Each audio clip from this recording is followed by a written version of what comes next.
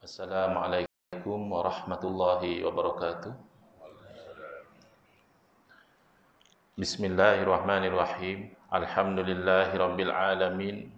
Wa afdalus salati wa atammu taslimi ala sayyidina Muhammadin wa ala alihi wa sahbihi ajma'in. Rabbi shrah li sadri wa yassir li amri wahlul 'uqdatam min lisani yafqahu qawli.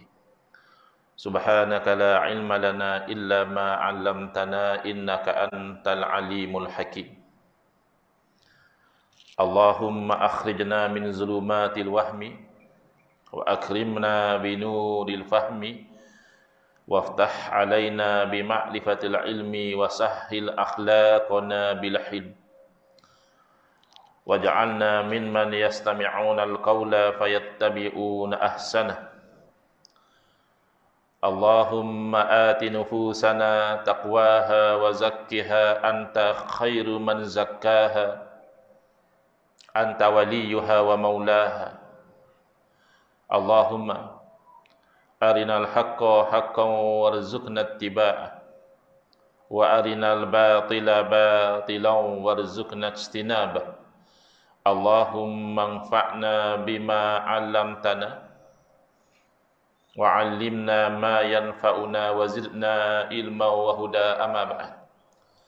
Alhamdulillah, muslimin hadirin yang saya hormati, moga-moga kita semua dirahmati dan diberkati oleh Allah Subhanahu wa taala, dan moga-moga kita semua dikurniakan oleh Allah Subhanahu wa taala kefahaman yang baik di dalam urusan agama, dan juga dikurniakan keikhlasan yang menyeluruh di dalam menuju kepada ridha Allah Subhanahu wa taala.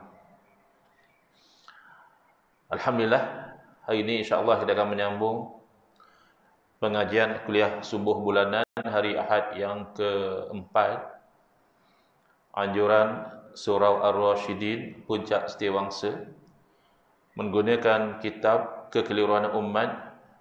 Inilah jawapannya susunan Al-Fadhil Ustaz Mahathir bin Haji Jul hafizahullah ta'ala wa nafa'ana bihi wa bi'ulumihi fid daraini amin. Kita akan stop agak lama di muka surat 69, iaitu di dalam bab yang ke-6, yang Ustaz Mahathir letakkan tajuknya dalil syarak bukan hanya Al-Quran dan Sunnah. Dalil di sini bermakna masdar, sumber. Sources of Islamic law is not just Quran and Sunnah. So perkataan hanya penting. Kalau buang hanya, tajuk ni jadi tak betul. Kalau kita buang hanya, akan jadi dalil syarak, sumber syarak bukan Al-Quran dan Sunnah. Salah. Memang jelas batil lah. Tapi yang Ustaz Mahathir cuba nak cure, cuba nak rawat di sini adalah kekeliruan dalam fikiran sebahagian umat Islam menyangkakan bahawa kalau sesuatu itu tidak ada dalam Quran dan Sunnah, berarti tak ada. Berarti itu bukan dari Islam. Sebab tak ada dalam Quran hadis pun. Okay. Jadi itu yang cuba diperbetulkan oleh Ustaz Mahathir, bahawa memang betul Quran dan Sunnah adalah dalil syarak, sumber syarak, bahkan sumber yang utama. Ya. Kalau dahulu kami belajar di UIA, Islamic Jurisprudence, maka yang dua Al-Quran dan Sunnah ini dikelaskan sebagai the primary sources of Islamic law, whereas yang lain-lain adalah secondary sources of Islamic law. Jadi ini dua yang utama. Tapi dua yang utama tidak menafikan yang lain. Dalam kuliah yang lalu, kita telah sentuh tentang apa yang dikatakan ijma', kesepakatan para ulama' yang merupakan dalil, merupakan hujjah, bahkan merupakan hujjah yang lebih kuat daripada segi kekuatan. Kalau dari segi kedudukan, ijma' itu di bawah daripada Quran dan Sunnah. Tapi kalau dari segi kekuatan, ijma' lebih kuat. Macam mana boleh jadi macam tu, Ustaz? Sepatutnya kan Quran dan Sunnah lebih kuat. Kerana Al-Quran dan Al-Sunnah ada masanya zonni, ada keraguan dari segi makna. Kalau dari segi itu datang daripada Nabi sallallahu alaihi wasallam, Al-Quran tidak ada keraguan langsung. Kerana Al-Quran itu semuanya mutawatir, diriwayat oleh bilangan perawi yang ramai. Tak mungkinlah seramai itu perawi tersilap, terlupa, mustahil. Maka Al-Quran semuanya qat'i, yakin daripada Nabi SAW. Hadis yang mutawatir seperti Al-Quran, yakin daripada Nabi SAW. Tetapi hadis yang ahad ada keraguan. Adakah memang itu daripada Nabi SAW, atau perawi terlupa, atau perawi tersilap. Makanya ulama mengkaji dengan lebih mendalam. Akhirnya ada hadis yang dikelaskan sebagai sahih, kemungkinan besar itu daripada Nabi SAW. Dan ada yang tidak sahih. Tidak sahih bukan makna tak betul. Tidak sahih berarti kemungkinan daripada Nabi SAW itu tidak sebagus kalau hadis itu sahih. Dhaif masih ada kemungkinan daripada Nabi SAW, tapi kemungkinan itu tidak begitu kuat. Itu kita telah selesai dalam bab yang keempat yang lalu. Tetapi dari segi makna, sesuatu lafaz di dalam Al-Quran, apakah maknanya? Bahkan satu huruf dalam Al-Quran, apa maknanya? Semalam saya ada berbual dengan bakal menantu seorang kawan saya. Kawan saya datang dari Terengganu. Saya minta tolong dia bawa kitab. Ada masjid nak mengaji kitab Minhajul Abidin. Jadi bawa daripada Terengganu, berkenalan dengan bakal menantu dia. Tahun 2. Sekarang ada shift, perubahan dalam pemikiran parents. Dulu parents tak bagi anak kahwin tengah belajar, takut tak berjaya. Tapi some parents sekarang dia lebih open. Kerana berjaya tak berjaya bukan bergantung pada kahwin atau tak kahwin. Kalau ada keperluan, elok kahwin. Bahkan masa saya masih pensyarah di UAE, saya ingat ada satu pasangan suami isteri, dua-dua dalam kelas saya, dan kebetulan dua-dua dapat top grade dalam subjek itu. Saya tak tahu pun, tanda-tanda, oh, suami isteri dua-dua dapat top grade dalam subjek. So bukan alasan. Poin saya adalah berbual dengan bakal menantu kawan ni, dia macam baru dapat kesedaran untuk fokus kepada Islam. Saya tanya macam mana, dia kata masa PKP dia banyak masa lapang. So dia banyak follow dia mula macam terfikir apa tujuan dia hidup, ke mana dia nak pergi. So dia mula dengar YouTube tentang agama. Cuma saya caution dia lah. Saya kata kalau agama melalui YouTube ni ada risiko juga. Pertama, mungkin kita terambil penyampaian yang tidak betul. Yang kedua, mungkin penyampaian dia betul, tapi oleh kerana one way saja kita mungkin salah faham dan tak sempat nak verify. So saya cerita contoh bagaimana, sebab dia tanya adakah kita ni wajib ikut mazhab. Saya kata asalnya tak wajib. Asalnya yang wajib ikut Quran hadis. Tetapi oleh kerana mazhab itu adalah produk daripada Quran dan hadis, dan biasanya manusia ni hanya mampu masa dan juga kemampuan dia itu untuk fokus pada satu mazhab dari segi ilmu, maka dia wajib ikut yang dia tahu. Yang dia tak tahu, dia tak boleh ikut. Macam kita nak ikut mazhab Hanafi, adakah kita belajar mazhab Hanafi? Tak belajar, macam mana kita nak ikut benda yang kita tak tahu?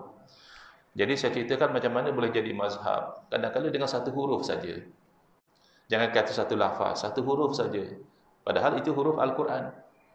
Kenapa? Kenapa maknanya boleh jadi pelbagai. Misalnya ayat wudu, Allah Ta'ala memberi panduan kepada orang yang nak solat kena berwudu. Idza kuntum ila salati faghsilu wujuhakum wa aydiyakum ilal marafiqi wamsahu bi ru'usikum wa arjulakum ilal ka'bain. Idza kuntum ila salah, kalau terjemah literal, apabila kamu tu telah selesai solat. Kuntum tu fi'il madhi, barulah basuh muka. Itu tak betul. Orang wuduk sebelum solat. Dia bahaya juga kalau terjemah sedikit. Ini kuntum fi'il madhi, maknanya dah solat baru berwuduk. Keluar fatwa baru, baca terjemahan, lepas sembahyang baru wuduk. Tak ada ulama kata macam itu. Idza kuntum ila salah, ai idza aradtumus salah, apabila kamu nak solat, maka hendaklah faghsilu wujuhakum, basuh muka, wa aydiyakum ilal ka'bain wa aydiyakum ilal marafiqi, dan dua tangan dan tangan itu ke siku, wamsahu bi ru'usikum, dan hendaklah sapu kepala kamu. Bi itu kalau terjemah literal dengan, Hendaklah sapu dengan kepala kamu. Tu, letak kepala ke air, sapu macam tu. Sapu dengan kepala, wamsahu bi ru'usikum. Tak ada ulama faham macam itu. Ulama mazhab Syafi'i memahami bi ru'usikum maknanya sebahagian. Ba li tab'id, huruf ba menunjukkan part of the head. Sebanyak mana? Sikit ke kira sebahagian. Sebab tu dalam mazhab kita sekadar 3 helai rambut sudah sah. Tapi dalam mazhab Hanafi mereka memahami dengan melihat kepada hadis yang mana Nabi SAW menolak serban baginda ke belakang sedikit, lalu baginda menyapu di atas kepala dan di atas serban. Jadi argumen mazhab Hanafi sekurang-kurangnya setapak tangan, kerana kalau tidak perlu, kenapa Nabi SAW tolakkan serban ke belakang? Maknanya itu yang Nabi tolak tu perlu kena. Sementara mazhab Maliki mengatakan ba di situ adalah ba zaidah, ba tambahan, tak ada makna. Hanya untuk sedap cakap saja. Wamsahu ru'usakum sebenarnya maknanya. Hendaklah kamu sapu kepala kamu. Kepala semua sekali. Nah, kalau sapu sikit tidak sah. Bayangkan. Ada berlaku 3 mazhab merujuk kepada ayat Al-Quran dan cuba memahami satu huruf sahaja. Maka ayat itu zanni. Ayat itu ada keraguan daripada sudut makna. Berbeza kalau telah ijma'. Misalnya telah ijma' bahawa sembahyang fardu 5 waktu, bahawa puasa wajib pada bulan Ramadan, ya, bahawa itu dan ini, iaitu sudah tidak boleh dipertikaikan lagi. Yang tadi masih boleh. Yang ini nak ikut mazhab Syafi'i, nak ikut mazhab Hanafi. Yang afdalnya ikut mazhab Maliki, sebab semua mazhab iktiraf. Kalau sapu semua kepala, tak ada mazhab komplain. Kalau sapu sikit, 2 mazhab komplain. Sapu satu tapak tangan, 1 mazhab komplain. Sapu semua kepala, tak ada mazhab yang komplain. Semua kata okey, sah. Sebab itu ijma' dari segi hujjiyah dia lebih kuat daripada Quran dan Sunnah, walaupun daripada posisinya di bawah daripada Quran dan Sunnah. Kerana ijma' juga ambil autoritinya daripada Quran dan Sunnah. Baik. Jadi hari ini kita pergi kepada menyentuh sumber hukum yang keempat. Pertama Quran, kedua Sunnah, ketiga ijma', keempat qiyas. Jadi kadang-kadang orang kita bila sebut qiyas, dia bayangkan qiyas bahasa Melayu, qiyas ibarat dan sebagainya. Tapi dalam ilmu usul fiqh, qiyas ini adalah satu teknik yang khusus untuk mengeluarkan hukum. Iaitu kalau dari segi bahasa adalah kita mengukur sesuatu dengan sesuatu yang lain. To measure. Untuk buat measurement itu dipanggil qiyas. Tetapi dari segi istilah usul fiqh adalah kita itu menyamakan sesuatu yang tidak ada nas tentang hukum dia. Cari dalam Quran hadis tak jumpa. Tapi kita samakan dengan sesuatu yang telah ada nas dari segi hukum dia. Yang satu tak ada nas, tak ada dalil Quran hadis. Tapi kita kata hukum dia sama juga dengan yang satu lagi tu. Yang satu lagi tu ada Quran hadisnya. Kenapa kamu samakan? Ini asas illah yang penting, ya. Iaitu kerana sama pada asas hukum. Asas hukum itulah dinamakan illah. Ya. Illah dalam ilmu usul fiqh merujuk kepada asas hukum. Kalau dalam ilmu hadis, lain lagi makna dia. Illah dalam ilmu hadis tu satu bentuk benda yang kekurangan. Tapi kalau dalam usul fiqh, illah ni satu benda yang mesti ada kalau nak buat qiyas. Mesti dikenal pasti. Dan mesti sama. Kalau tak sama, tidak boleh qiyas. Atau qiyas juga, qiyas tu batal. Baik. Contoh mudahlah. Ya. Apa hukum kita minum, orang Kelantan panggil air tuak tu, sama je dah. Yang mabuk tuak juga. Yang minum sedap manis tu tuak juga. Tapi tak mabuk. Jadi yang mabuk tu dibuat daripada nira kelapa atau nira nipah ke, dia peram, kalau kita minum jadi mabuk. Jadi tuak yang memabukkan tu, kalau nak cari hukum dalam Quran hadis, memang tak ada cerita. Tak ada cerita tentang hukum minum air tuak. Tapi disamakan, ya. Bukan air tuak yang tak mabuk tadi, ya. Saya maksudkan sini air tuak yang mabuk. Mungkin di mana yang hari Gawai itu, Sabah, ya, Sarawak, ya. Kan dia minum tu mabuk. Nak kata apa hukum minum air tuak yang macam itu? Ya, dikatakan haram.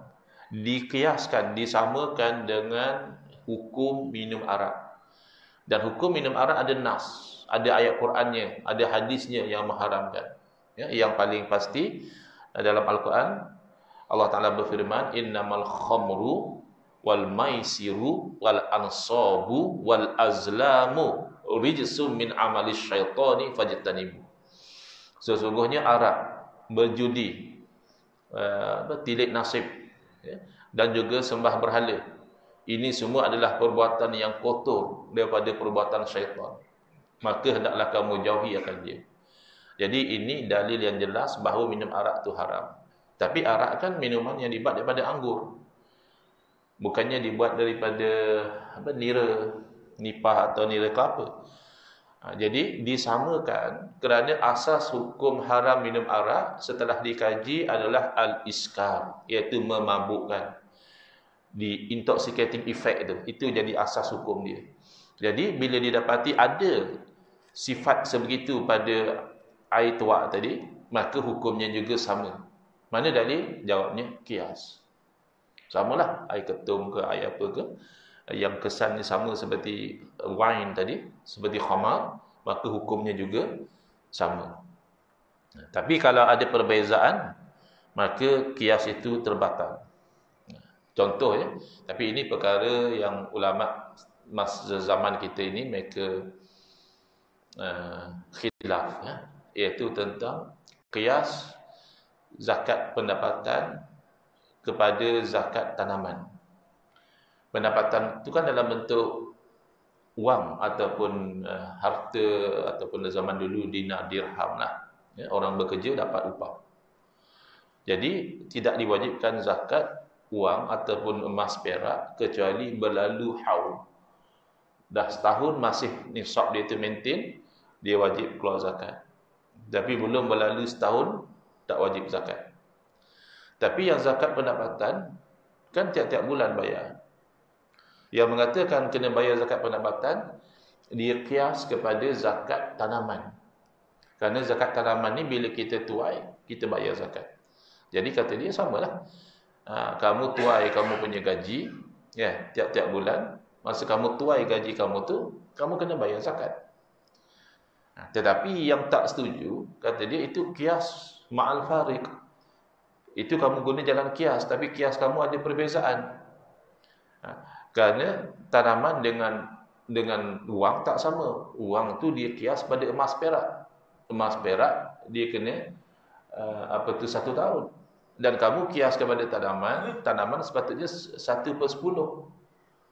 10%. Tapi bila kamu kata kias kepada tanaman, yang kamu kenakan ikut emas perak 2.5. Jadi masa nak mewajibkan kias pada tanaman. Masa nak kira percentage, kias pada emas perak. Ini kias yang tak betul. Ini argument para ulama yang tak setuju dengan zakat pendapatan. Bukan tak setuju zakat, tapi selepas tahun cek. Cukup nisab baru bayar. Yang tiap bulan tu tak perlu. Tapi orang kita atas pertimbangan, kalau aku tak bayar sini pun nanti kena tax. Lebih baik saya bayar zakat, nanti ada boleh kurangkan tax dan sebagainya. Tapi itu nak ceritanya, apa yang disebut kias itu mesti ada persamaan.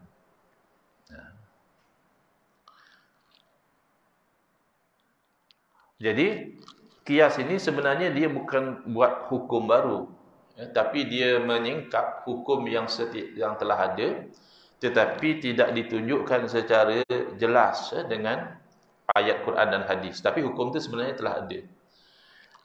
Dan rukun kias, pertama adalah asal. Dia dinamakan al-mahqisu alaihi, iaitu nas tadi. Apa dalil yang perkara yang ada dalil, iaitu dipanggil al-aslu. Itu yang dijadikan tempat untuk kias.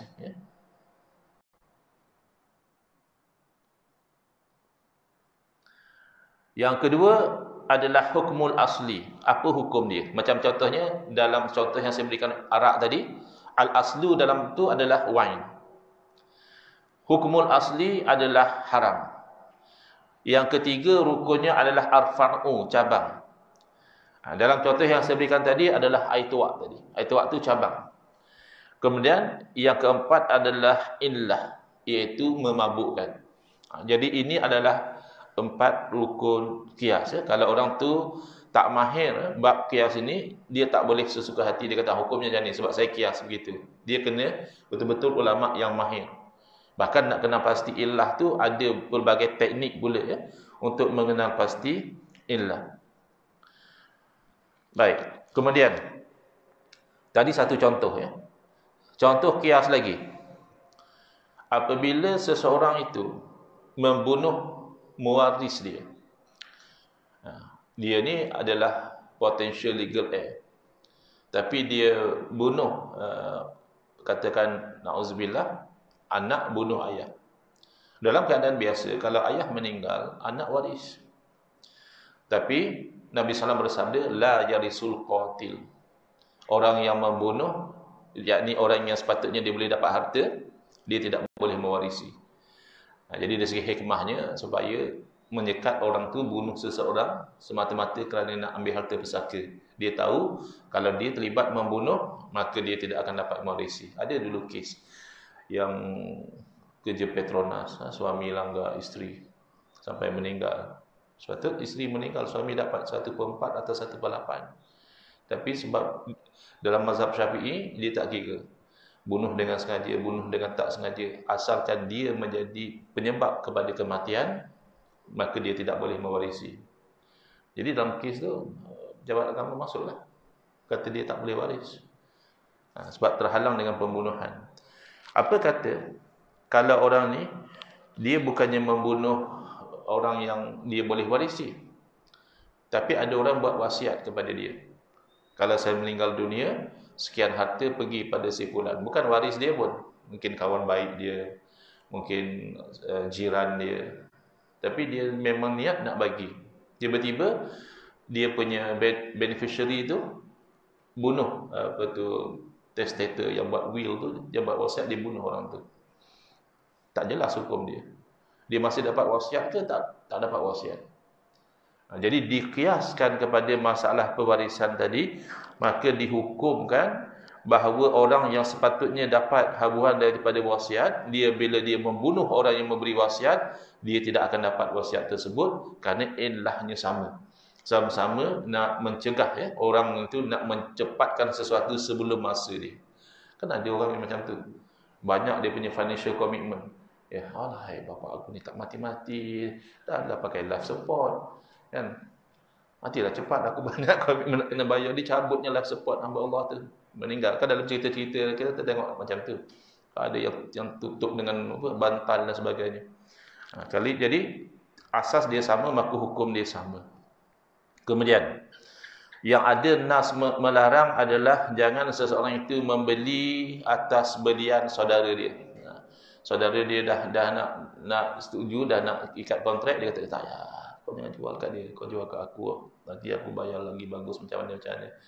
Jadi dilarang. Jadi ini boleh menimbulkan permusuhan. Ada di satu tempat, saya tak pasti di Kedah rasanya, dia ada satu sistem orang yang tangkap ikan dengan peraih ya. Dia nego pakai bisik. Jadi peraih akan bisik kepada tu, saya offer berapa harga, supaya tak timbul rasa tak senang. Kalau cakap kuat, kata yang ni offer berapa, yang tak apa, saya offer lagi tinggi, yang ni offer lagi tinggi, nanti jadi suasana tu tak bagus. Tapi kalau bisik, okey dia ambil. Yang ni bisik, akhirnya dia setuju nak jual dengan orang ni. Tujuannya supaya tak mau jadi gaduh. Jadi dalam hadis Nabi SAW, Nabi tak bagi orang tu membeli atas belian saudara dia atau meminang tunangan orang. Orang tu dah bertunang, pergi pinang dia. Kecuali kalau dia dah putus tak jadi. Memang boleh. Ada orang pakai konsep BMW. Apa dia? Best man wins. Tak apalah, tunang kau, aku pinang, kalau dia suka kat aku, best man wins lah dia kata. Tapi akan menimbulkan rasa permusuhan, rasa sakit hati. Kecuali dia tak jadi, dengar-dengar dah putus tunang, kita pun masuk meminang, tak ada masalah. Tapi kalau dia buat pun perbuatan itu haram, tapi pernikahan dia sah. Sebab baru tunang orang. Dilarang tu kerana membawa pada permusuhan. Lain kalau isteri orang. Kau pergi kahwin dengan isteri orang, memang tidak sah lah. haram lagi tidak sah. Kahwin dengan tunang orang haram tapi sah. Okey. Illah dia adalah kerana permusuhan, ya. Permusuhan yang berlaku. Jadi dikiaskan, ya, hukum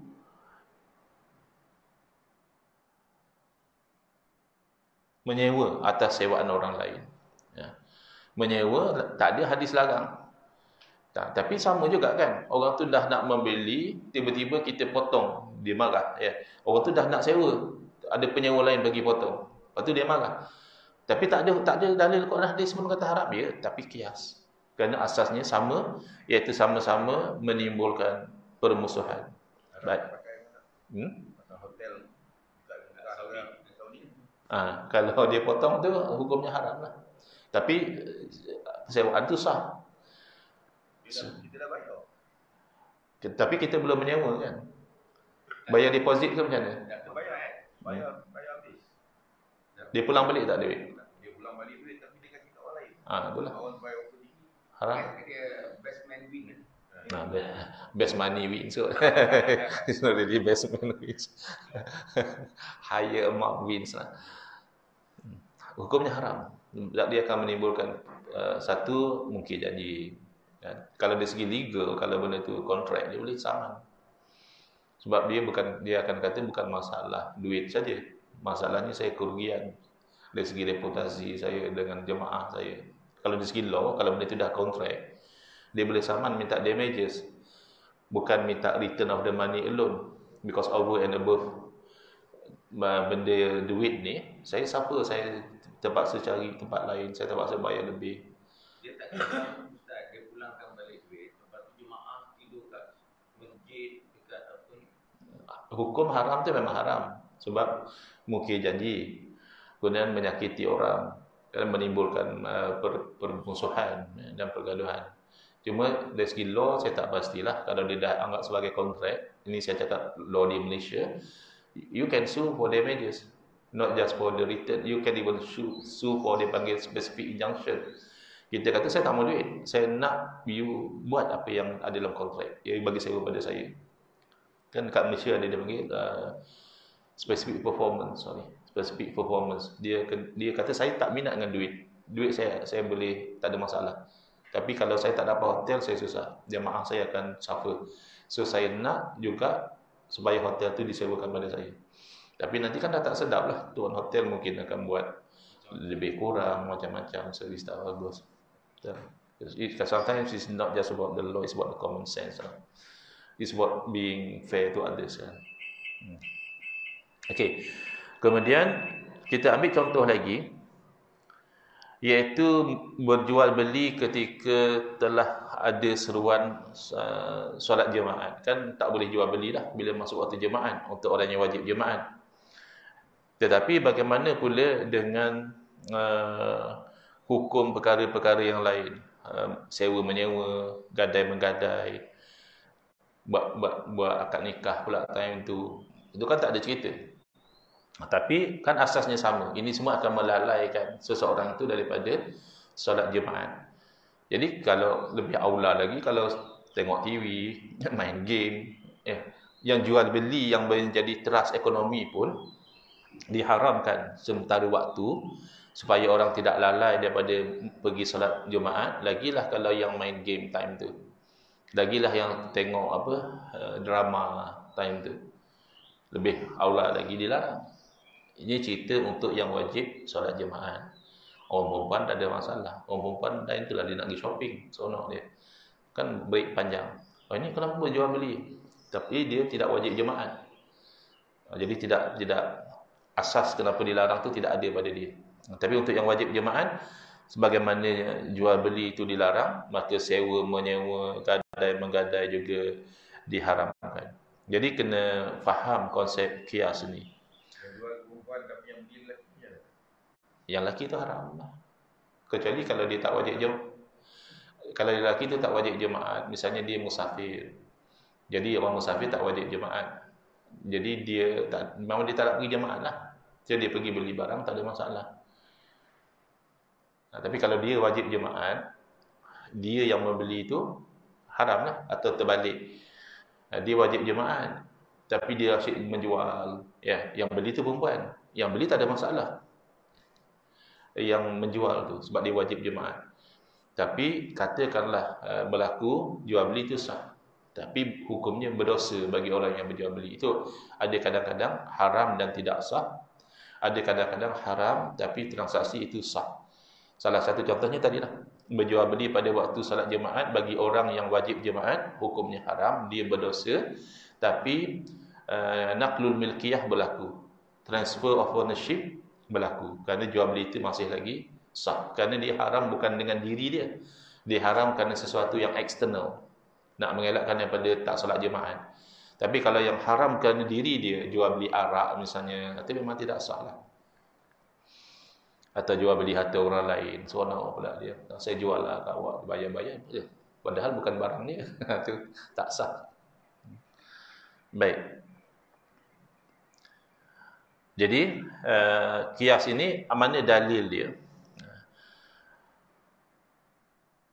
Iaitu firman Allah SWT, fa'tabiru ya ulil albab. Hendaklah kamu itu mengambil iktibar, wahai orang yang mempunyai fikiran. Cerita misalnya tentang kisah, walakum fil qisasi hayah ya ulil albab. Dalam hukum kisah itu sebenarnya ada kehidupan. Walaupun nampak kisah ni macam menyebabkan kematian pula. Kan orang tu dah bunuh orang, dia akan dibunuh balas. So mana ada kehidupan kat situ? Yang ada adalah kematian. Tapi hikmah di sebalik kisah ini adalah bila orang tu tahu kematian menanti dia kalau dia bunuh orang, jadi dia ada deterrent, dia ada satu halangan. Aku tak berani untuk bunuh orang. Kenapa? Nanti aku mati juga. Jadi sebab itu disebutkan, dan ya ulil albab, wahai orang yang mempunyai pemikiran. Albab di sini maknanya pemikiran, ya. Dia juga saya terdengar orang sebut albab ni maknanya pintu. Orang yang punya pintu, bukan yang pintu tu bab. Kalau satu pintu betul lah albab, kan cerita Ahmad Albab. Tapi kalau banyak pintu adalah abwab. Yang ini singular dia adalah lub. Lub ni makna intipati. Kalau bersembah pada manusia tu otak lah, pemikiran. Albab adalah orang yang mempunyai pemikiran. Jadi dia boleh ambil iktibar. Kalau begini. Jadi oleh kerana kita disuruh mengambil iktibar, maka itu menunjukkan bahawa kias itu dipakai. Bahkan Nabi SAW ada kalanya menunjukkan kepada kias. Misalnya bila ditanya, adakah saya patut bayar hutang? Parent saya meninggal, adakah saya patut bayar hutang? Bukan. Orang tu bertanya, parent saya meninggal, dia ada nazar nak buat haji, tapi tak sempat buat haji, dia meninggal. Jadi boleh saja Nabi SAW menjawab, kamu boleh buat haji bagi pihak dia. Direct answer boleh. Tapi Nabi SAW mengajar teknik kias. Nabi SAW bertanya, kalaulah ibu kamu, tak silap saya ibunya, kalau ibu kamu tu mempunyai hutang pada orang, adakah kamu tolong bayar? Anak dia jawab, tentulah saya tolong bayar, sebab kan orang tu sangkut dengan hutang. Lalu Nabi SAW beritahu, maka tunaikanlah hutang Allah, kerana Allah lebih berhak untuk ditunaikan hutangnya. Nabi kiaskan kewajipan haji itu dengan hutang kepada manusia. Jadi Nabi SAW sendiri memberi indikasi bahawa kias itu adalah sesuatu yang diiktibar, ya, yang diambil kira dalam mengenal pasti hukum. Nak kenal pasti ialah ada masalik, ada jalan dia, itu terlampau detail, tentu kena ambil subjek usul fiqh. Jadi kita ambil secara umum. Cuma nak ceritanya, kias ni ada 3 jenis. Satu dipanggil kias aula, kedua dipanggil kias musawi, yang ketiga dipanggil kias adna. Kias aula ni, yang tak ada nas tu nampaknya lebih sepatutnya lagi hukum tu. Contoh, ya. Dalam Al-Quran Allah berfirman, fala taqul lahuma uffin.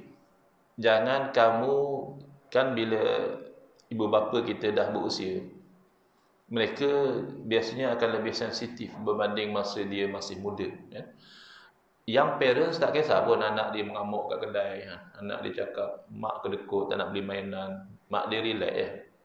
Tapi bila mak dia dah berusia, bila mak dia cakap sesuatu, misalnya anak dia jawab tu mungkin mak dia sebulan pun belum tentu sembuh dia punya terasa hati tu. Maka dalam Al-Quran Allah sudah bagi warning, ya, bila ibu bapa itu sudah berusia, fala taqul lahuma uffin, jangan kata kepada kedua-duanya sekalipun tak boleh kata. Tapi dalam Quran tak kata jangan tumbuk dia, jangan tendang dia. Jadi di situ tumbuk dan tendang ni hukumnya lebih aula lagi. Apa berbanding dengan kalau tendang mak ayah. Jadi tak perlu kepada dalil lain.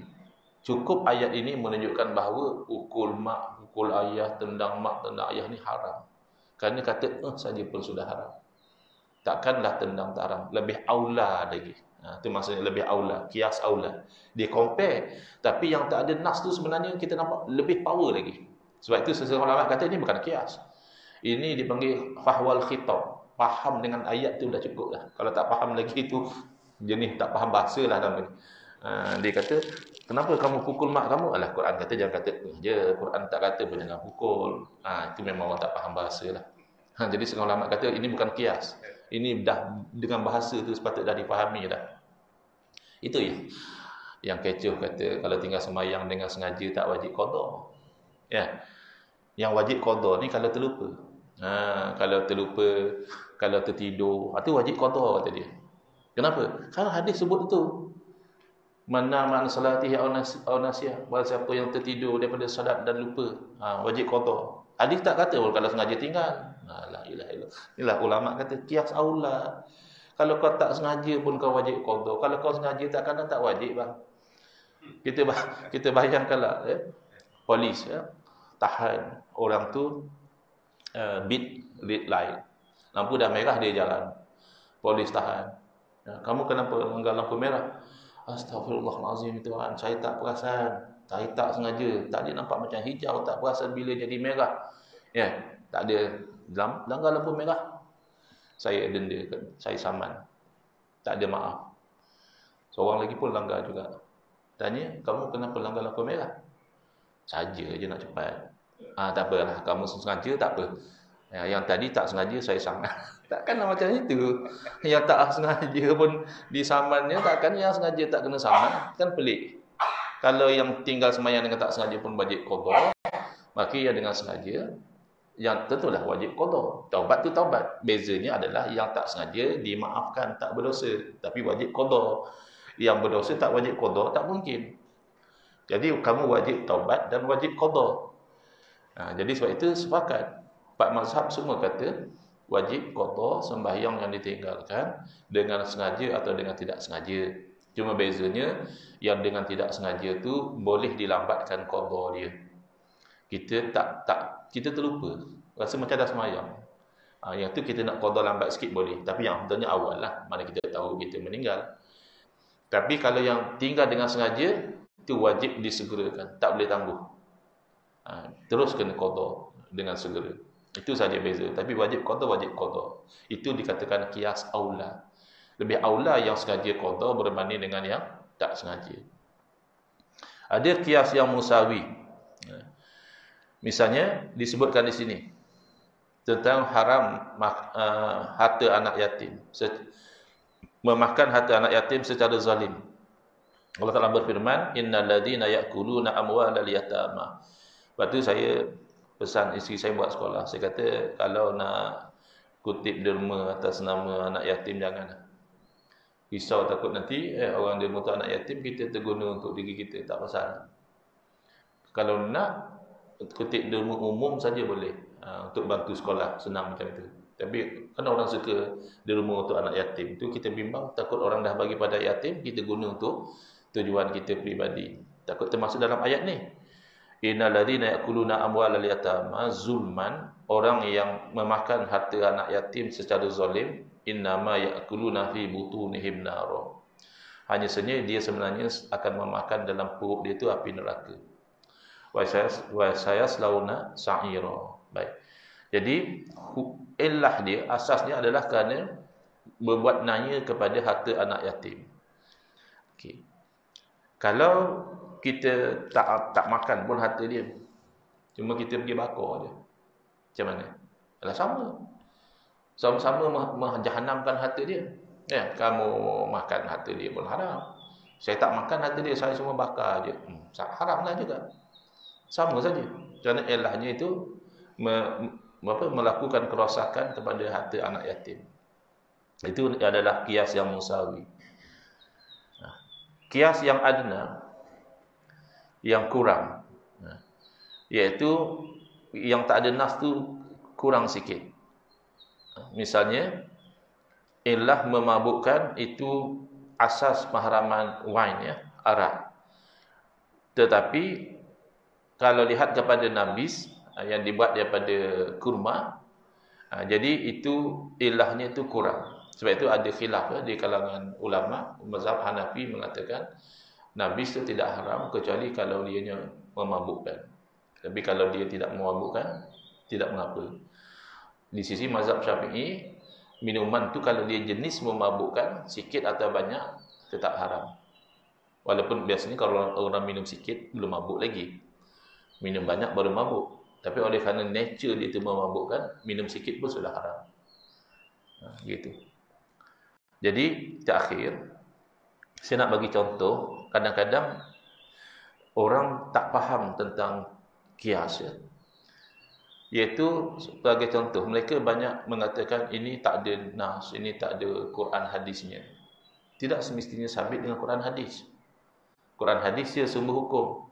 Setengah hukum sabit dengan kias. Sebagai contoh, hukum mengamalkan tarhim. Tarhim subuh tu tak ada nas. Kata suruh tarhim. Kan ada setengah surah masjid, setengah jam atau 15 minit sebelum masuk waktu, Bilal akan tarhim. Selawatlah, ya arhamar rahimin irhamna, ya arhamar rahimin irhamna, ya.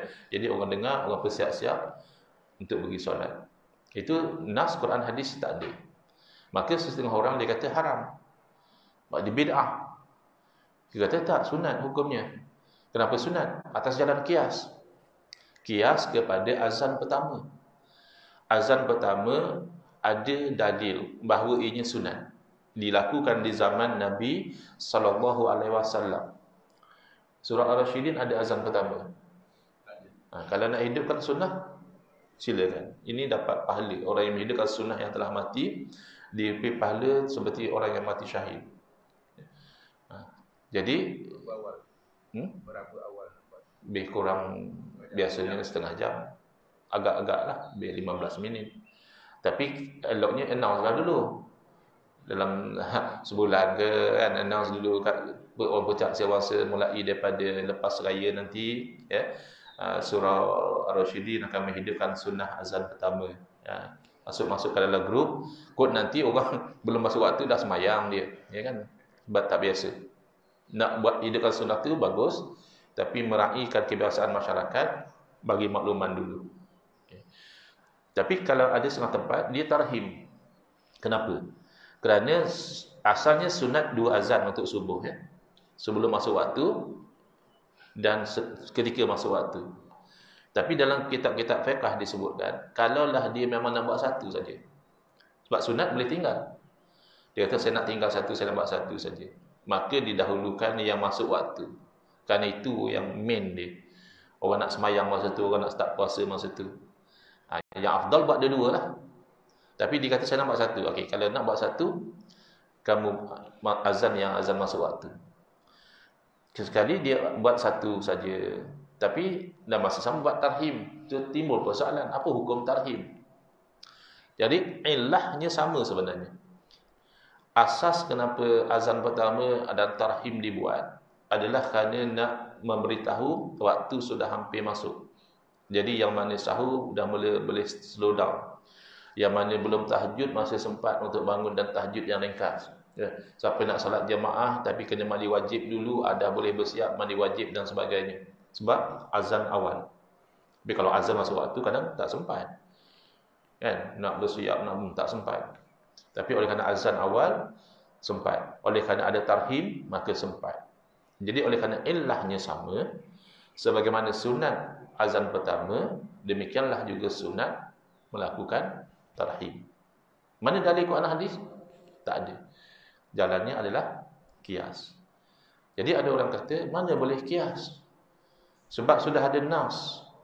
Kaedah mengatakan, la qiyasa fi mauridin nas. Tak boleh qiyas, tempat tu dah ada nas. Apa maksud dia? Kan dah ada nas azan pertama. Kenapa pula kamu nak qiyas pada tarhim? Lah, itulah pun cara qiyas.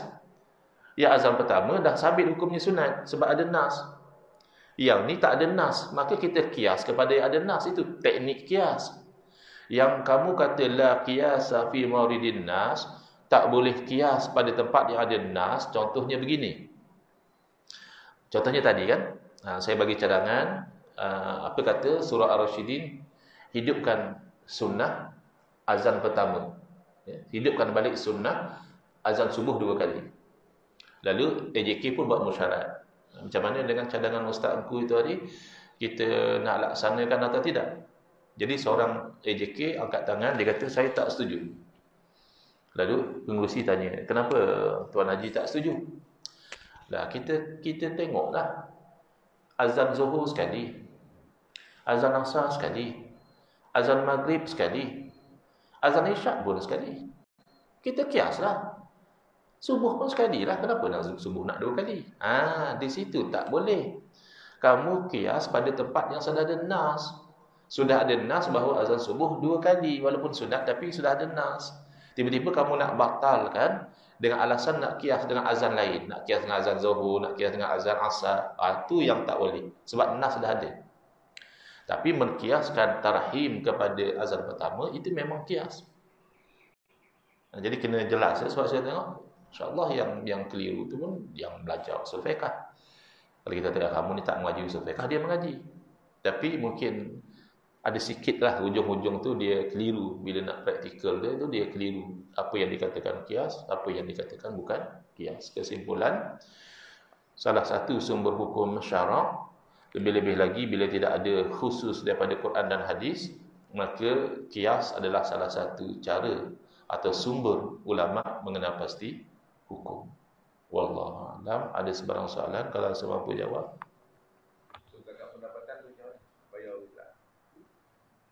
Kalau ikut fatwa negeri, kata bayar. Bayar setahun. Boleh bayar. Bezanya zakat pendapatan ni bulan-bulan. Kalau bayar setahun tu tak ada khilaf. Kalau bayar setahun tu memang asalnya. Kalau kata lepas tahun, kita tengok cukup nisab, kita bayar, itu semua setuju. Tak ada yang kata tak wajib. Semua kata wajib. Bila cukup nisab, cukup haul, wajib bayar. Tapi dia bagi zakat simpanan. Sebenarnya zakat emas perak, tapi oleh kerana duit tu disamakan seperti emas dan perak, maka sebagaimana emas dan perak yang cukup nisab dan juga cukup haul wajib zakat, demikianlah zakat duit simpanan tu wajib zakat. Yang jadi khilaf ni adalah zakat pendapatan dapat bayar bulanan lah. Kalau kita gaji kita bulanan lah. Sebab dia kias kepada tanaman. Tuai bayar, time menuai bayar. Jadi ini yang setengah ulama kata tak betul. Pertama, kalau betul zakat begitu wajib, zaman Nabi pun bukan tak ada orang bekerja dapat gaji. Zaman Nabi pun ada orang kerja ambil upah. Kenapa Nabi SAW tak wajib kan? Dapat upah terus bayar. Kenapa Nabi SAW tunggu haul dulu?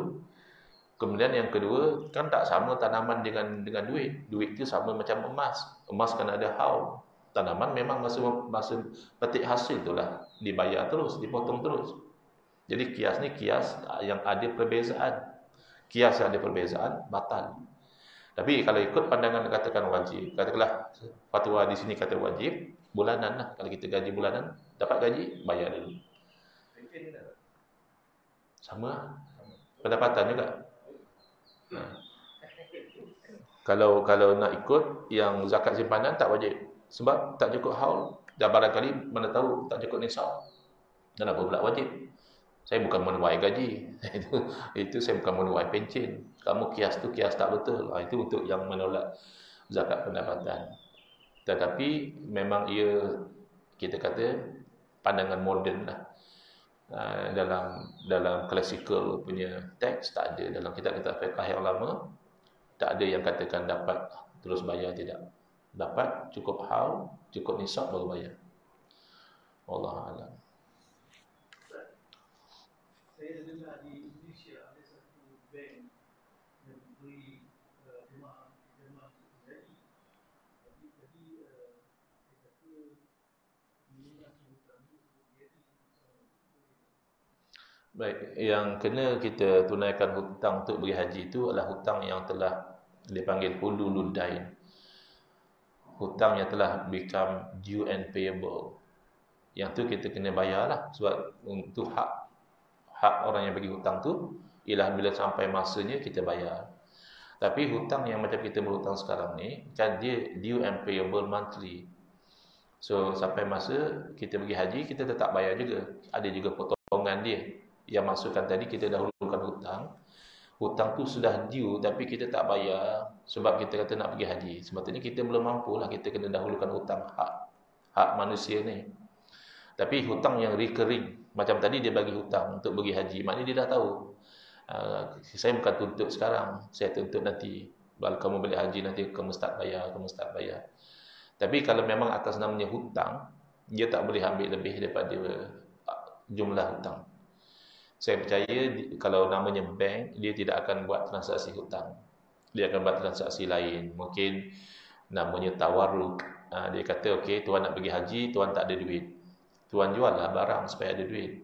Jadi kata customer, saya mana ada barang yang sesuai nak jual. Jadi kata bank tak apa, komoditi sekian ni mudah dijual. Bahkan ada bursa dia. Kalau kamu nak, kamu beli. Dia kata, saya tak ada cash. Tak apa, kamu beli dengan saya boleh jual harga bertangguh. Jadi, okey, customer setuju. Bank pergi ke bursa, beli katakan CPO, crude palm oil. Bank beli pada harga sekian, cash. Tapi, bank jual pada customer pada harga bertangguh, bisa markup. Sebab, sebagai peniaga, tentu nak ambil untung. Takkan jual harga modal. Jual harga modal namanya tolong beli. Datuk balik Kelantan, kawan kata, tolong beli budu sebelah saya. Datuk tolong beli, tak ambil untung pun. Tolong beli lain. Berniaga, dia akan jual dengan markup. Principal plus profit. Jadi kat situ sama-sama untung. Bank untung sebab dia beli pada harga modal, dia jual pada harga plus profit. Customer untung sebab dia ada barang yang dia boleh jual segera, dapat cash segera, dia dapat guna, dan dia ada masa untuk bayar pelan-pelan. So, fit dia punya financial abilities. Tapi kalau atas nama hutang, bank kata saya bagi hutang pada awak sebanyak ini. Nanti awak bayar lepas balik haji. Yang tu tak boleh lebih 1 sen pun, kecuali customer secara redha bagi. Tak apalah, bank minta prinsipal, tapi saya nak bagi lebih. Itu tak apa. Tapi mana ada bank buat macam itu? Sebab tu saya percaya kalau kata bank bukan akad hutang. Dia mesti ada kontrak lain tu untuk dapat profit dia. Wallahualam. Tapi boleh kira orang tu mampu dengan cara berhutang lah. Syarat wajib haji itu kan mampu. Jadi dia memampukan diri dia dengan cara dia berhutang. Mungkin sebab dia fikir nak tunggu betul-betul mampu dengan duit sendiri. Mungkin umur dah meningkat. Sedangkan ibadah haji ni ibadah yang banyak gunakan physical movement, yang mana seeloknya lagi usia lebih muda tu lebih elok untuk kita buat ibadah haji. Wallahualam. Boleh ya setakat itu. Jadi insya-Allah kita jumpa lepas hari raya ya. Jadi saya doakan moga-moga Allah kurniakan hidayah dan taufik kepada kita untuk kita beramal ibadah zahir dan batin di bulan yang mulia ini, dan keluar daripada bulan ini sebagai orang yang muttaqin, ya, la'allakum tattaqun. Moga-moga kamu menjadi orang yang bertakwa. Bismillahirrahmanirrahim. Alhamdulillahirabbil alamin. Wassalatu wassalamu ala asyrafil anbiya'i wal mursalin wa ala alihi wa sahbihi ajmain.